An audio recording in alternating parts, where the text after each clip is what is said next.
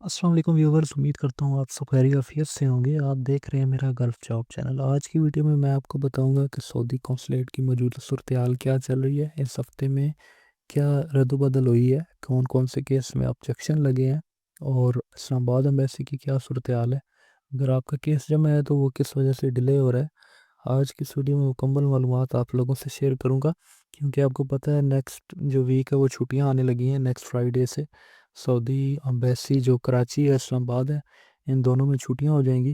तो उसके बाद जो है आपका वीज़ा कब तक लग सकता है, क्या अगर आपके डॉक्यूमेंट अभी तक जमा नहीं है तो वो अभी इस वीक जमा हो सकते हैं या नहीं हो सकते। आपको मुकम्मल डिटेल जो है इस वीडियो में मैं आपके साथ आज शेयर करूँगा। वीडियो को लास्ट तक देखें, वीडियो को लाइक करें, शेयर करें अपने दोस्तों के साथ। आपका कोई भी कमेंट हो वो नीचे कमेंट्स में मुझे बताएं, इंशाल्लाह आपकी जो है अच्छी गाइडेंस की जाएगी।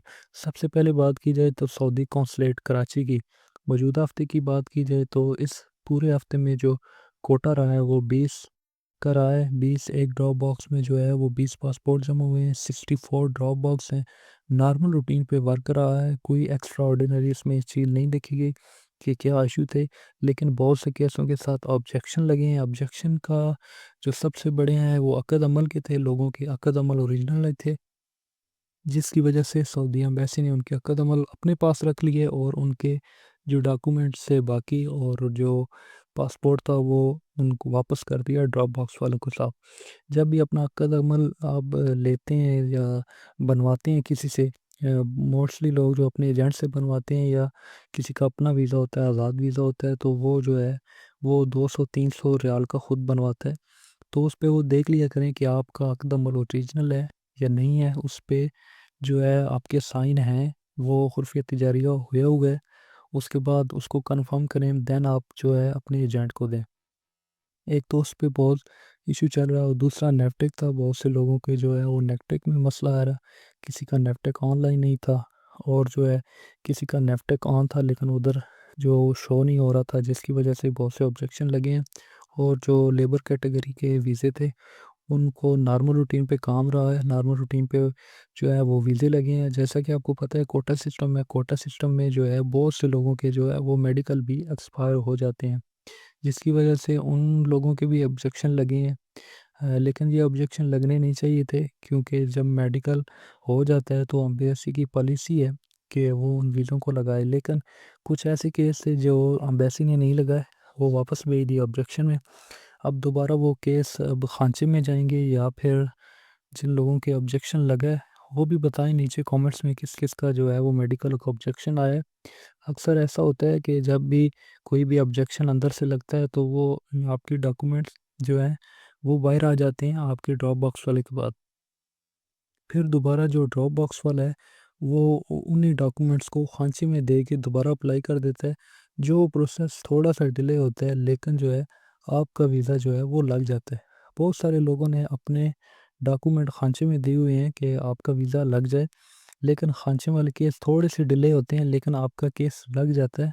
आपने परेशान नहीं होना, आप थोड़ा सा वेट कर लें, ना एजेंट को आप बार बार कहें कि हमारा वीज़ा नहीं लग रहा, ये नहीं हो रहा, वो नहीं हो रहा। अगर एजेंट आपके साथ ऑथेंटिक है और आपको अच्छा गाइड कर रहा है तो आप उसको थोड़ा सा टाइम दे दें, क्योंकि एम्बेसी की अभी बहुत ही जो है सूरत-ए-हाल है वो ख़राब नज़र आ रही है, जिसकी वजह से बहुत से लोगों के किसी का मेडिकल एक्सपायर है, तो किसी का अकदमल का इशू है और किसी का जो है वो फिंगर पे ऑब्जेक्शन आ रहे हैं। ये ऑब्जेक्शन जितने भी लोगों के साथ आ रहे हैं वो कमेंट्स भी करते हैं कि हमें बताएं कि हमारा ऑब्जेक्शन आ गया। ऑब्जेक्शन वाले जितने भी केस हैं वो ड्रॉप बॉक्स में जमा नहीं होते। वो जैसे ऑब्जेक्शन आता है, आप जब उस ऑब्जेक्शन को क्लियर करते हैं तो वो आपके डॉक्यूमेंट डायरेक्टली एम्बेसी के अंदर जाते हैं। वो किसी भी जो है हाँ कोटे में नहीं जाते, वो डायरेक्ट जाते हैं और वो केस जल्द से जल्द लग जाते हैं। ज़्यादातर लोगों के ऑब्जेक्शन कुछ डॉक्यूमेंट्स या फिंगर के होते हैं, तो वो जब क्लियर होके दोबारा जाते हैं तो वो एम्बेसी उनको जल्दी उनका वीज़ा लगा देती है।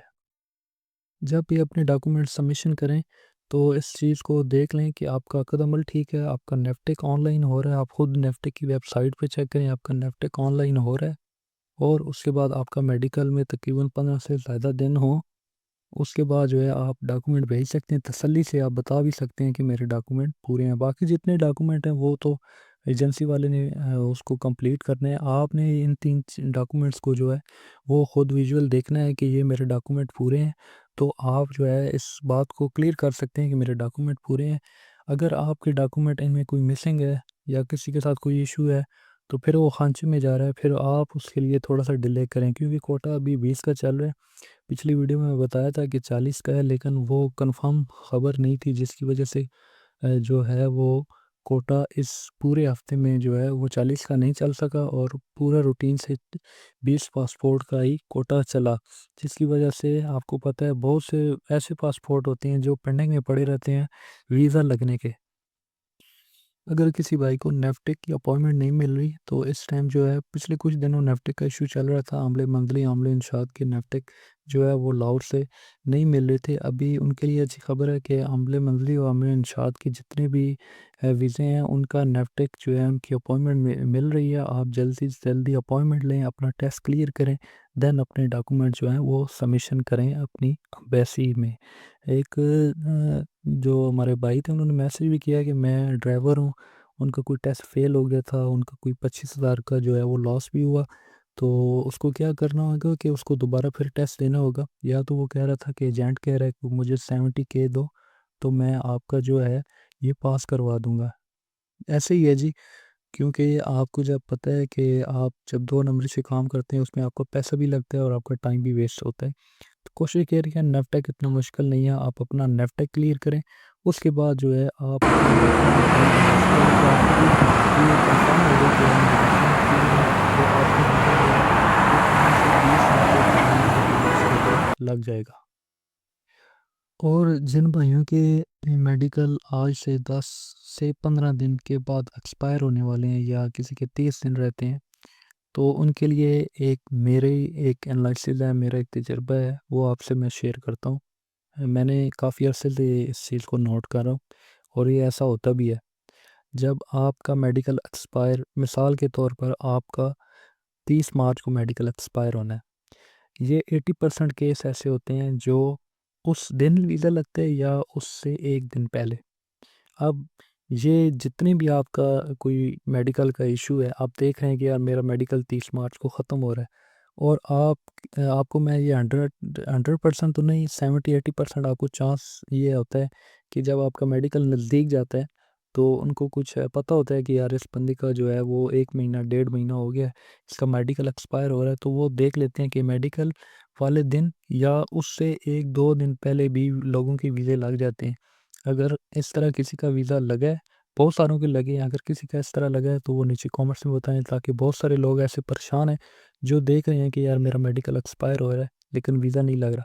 उनको मैं बता रहा हूँ कि आपका जब मेडिकल एक्सपायर हो रहा है उस डेट को या उससे एक दिन पहले आपका जो है वो वीज़ा लग जाता है।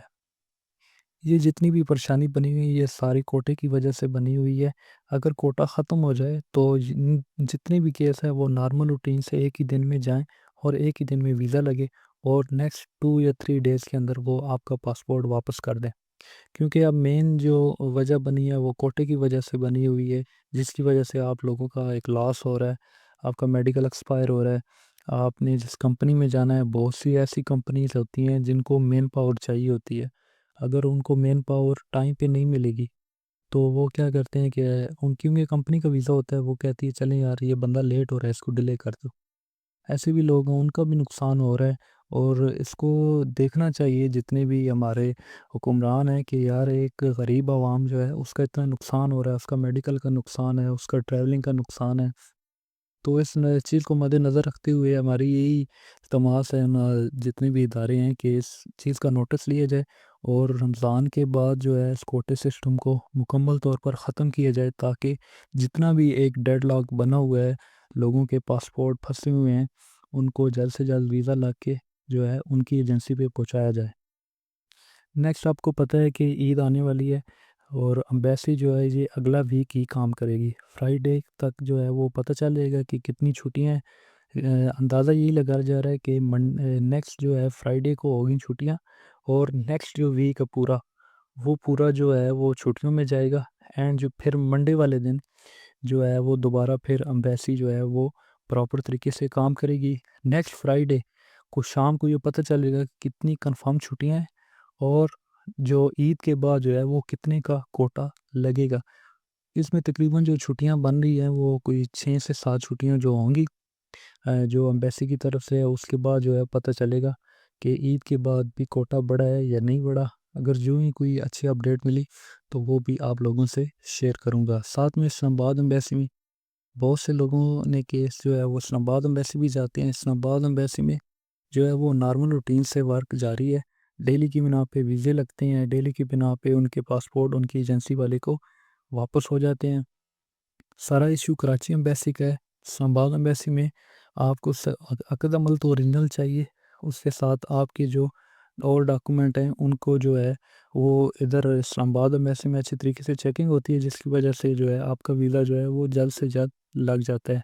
आप कोशिश ये करें जब भी अपने एजेंट से वीज़ा लेते हैं तो उसको ये बोला करें कि हमारा जो आप वकाला बनवाएंगे वो कराची का होगा या इस्लामाबाद का होगा।